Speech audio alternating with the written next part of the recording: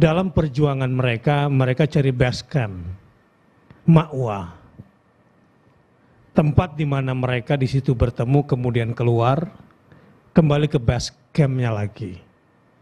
Ini menunjukkan bahwa memang dalam sebuah perjuangan menegakkan kebenaran, kita perlu ma'wa di sini, tempat di mana kita merasa aman, tempat di mana kita bisa bertemu, tempat di mana kita bisa menyusun strategi bersama.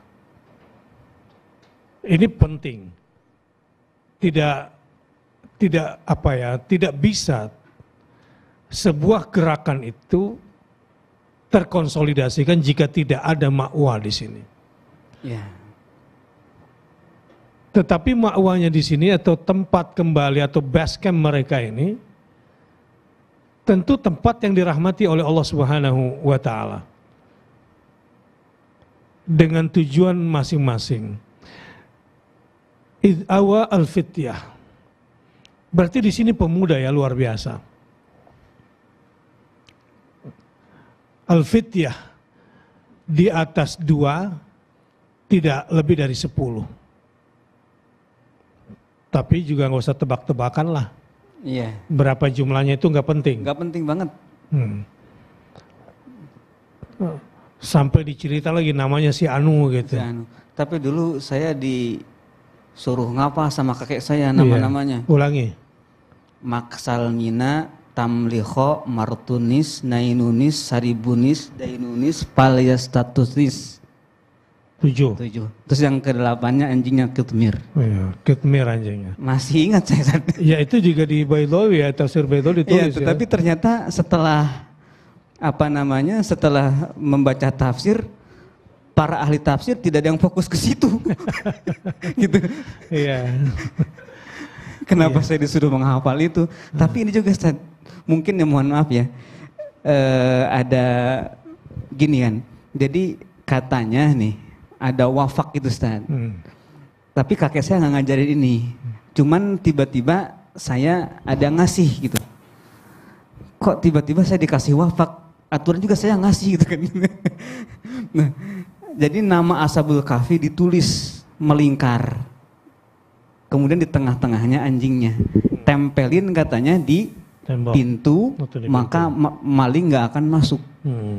Gitu. Nah, saya bingung gitu ya. Ini dari mana gitu? Dari nama-nama aja masih khilaf gitu. Masih khilaf. Tapi kemudian saya berpikir kenapa melingkar itu menyerupai mulut gua. Kemudian ada anjing di tengah-tengahnya jagain gua gitu. Yang sangat berwibawa di situ. Tafaul ke situ, tempel di situ. Oh, kalau saya sih nggak usah terlalu agak ribet kayak gitu kali ya. Tinggal tulis aja awas anjing galak gitu sama gambarnya. Iya.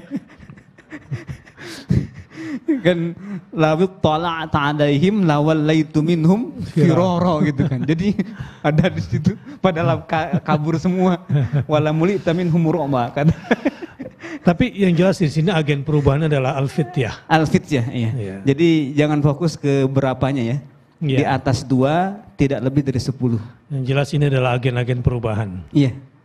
Yang merindukan perubahan-perubahan. Memang tabiat pemuda selalu begitu. Jadi kalau pemuda kemudian tidak merindukan perubahan, bukan pemuda namanya. Udah tua sebelum waktunya. Ya. Dia selalu progresif hidupnya dan selalu menginginkan kebaikan-kebaikan dan cenderung memang sangat agresif. Tetapi menarik, Allah tidurkan mereka. Aduh, ini nikmat banget, Ustaz. Iya. Karena sesuai permintaannya. Luar biasa, saya nggak kepikir tiba-tiba Allah ngasih tidur gitu. Iya. Permintaannya Rabbana atina min ladunka rahmah wa hayyi' lana min amrina rasyada. Disuruh tidur. Allah. Pilihannya. Jadi jangan buruk sangka kalau ketiduran gitu. Jadi gini Ustaz. Jadi enggak nih kalau salah paham pada tidur semua ini. Iya makanya saya katakan berjuang untuk agama itu jangan berhenti dan jangan sampai tidur sampai Allah sendiri yang nidurin. Iya. Bahasanya agak diolah dikit. Iya.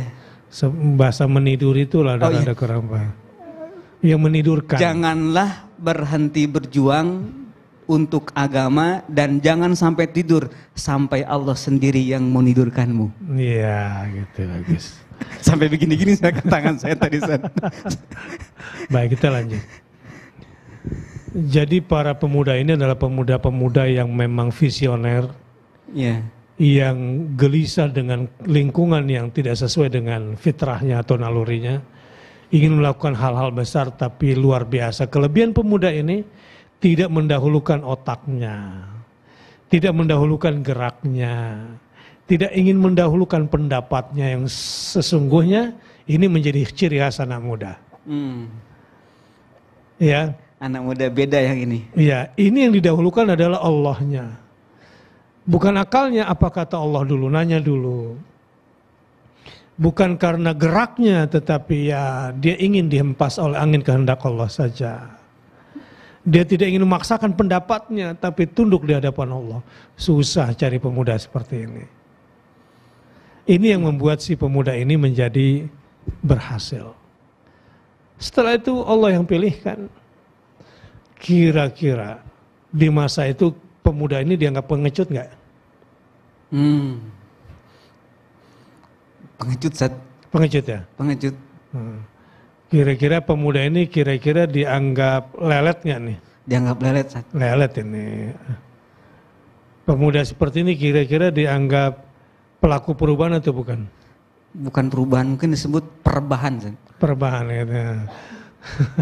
Jadi nggak boleh negatif thinking sama kaum rebahan ya. Tapi kan mereka tidak rebahan, direbahkan oleh Allah Subhanahu wa Ta'ala. Sahabat yang berbahagia, kita pernah membincangkan ini bahwa inilah orang-orang yang lari karena agama. Dia tidak ingin hidup tanpa agamanya melekat pada dirinya. Mereka yang ingin hidup bersama imannya dan tidak rela hidup tanpa iman di luar sana. Allahu Akbar. Tapi akhirnya Allah berikan ya dua itu ya, rahmah dan rasyadan. Langsung diringkas saja. Langsung dikasih oleh Allah Subhanahu wa Ta'ala. Apa itu rahmah, apa itu rasyadan? Jadi rahmatan itu al-hidayah bil ma'rifah was sabru war rizqu wal amnu minal a'da. Jadi awalnya ini semacam hidayah. Ya, hidayah. Tetapi bukan sekedar hidayah, tetapi ada perangkat-perangkatnya. Perangkat-perangkatnya. Ya, ma'rifat. Ya, pengetahuan. Kesabaran. Tentang kesabaran dan rizki serta perlindungan ya. Perlindungan dari musuh-musuh. Bahkan yang Allah berikan adalah wahayyi lana min amrina rasyada. Jadi disiapkan langsung petunjuk teknisnya oleh Allah. Dan Allah sendiri yang membuatkan itu. Masya Allah, itu ladun. Itu meladunkannya itu, Ustaz. Luar biasa ya. Saya jadi teringat juga ke ayat yang kedua, Ustaz. Ya. Karena ada ba'san syadidan min ladunhu. Oh iya, darinya. Iya. Jadi kalau tidak dapat rahmat min ladun Allah, maka akan dapat azaban min ladunhu. Jadi gini aja, pemuda-pemuda yang tidak meminta kepada Allah rahmatnya, ya Allah nanti kasih azabnya. Dan ini terkait dengan muamalah mereka dengan Quran. Yunziru ba'san syadida min ladunhu wa yubashshirul mu'minin dan seterusnya. Iya.